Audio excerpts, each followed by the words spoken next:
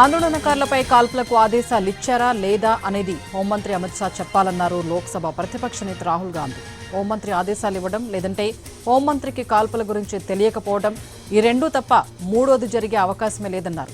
కాల్పులకు ఆదేశాలు ఇచ్చి ఉంటే హోంమంత్రి దోషి అవుతారు. ఆయనకు తెలియకుండానే కాల్పులు జరిగి ఉంటే అసమర్థుడు అవుతాడని రాహుల్ చెప్పారు. లోక్సభలో ప్రశ్నించడం తన హక్కు అని రాహుల్ స్పష్టం చేశారు. मैंने तो सिर्फ ये पूछा है कि दो ही ऑप्शंस हो सकते हैं. एक ऑप्शन की होम मिनिस्टर ने ऑर्डर दिया, दूसरा ऑप्शन की होम मिनिस्टर को मालूम नहीं था कि फायरिंग होगी. In first case he is culpable, in second case he is incompetent. It can only be one of two. तीसरा तो हो ही नहीं सकता. या होम मिनिस्टर को मालूम ही नहीं था कि गोली चल रही है, उसका मतलब है कि ही is incompetent. Otherwise, he ordered it, in which case he is culpable. मैं यही बोल रहा हूँ, तीसरी बात तो ही नहीं.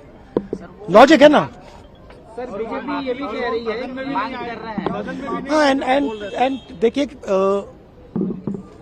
सदन में भी नहीं आए. Why is he not coming? Supposedly brave Home Minister of India. Why is he not in the house?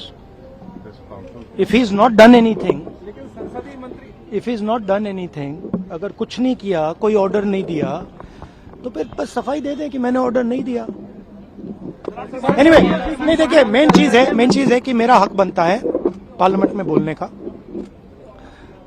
और ये मुझे हक दिया जाना चाहिए. मैंने तो सिर्फ ये पूछा है कि दो ही ऑप्शंस हो सकते हैं. एक ऑप्शन की होम मिनिस्टर ने ऑर्डर दिया, दूसरा ऑप्शन की होम मिनिस्टर को मालूम नहीं था कि फायरिंग होगी. In first case he is culpable, in second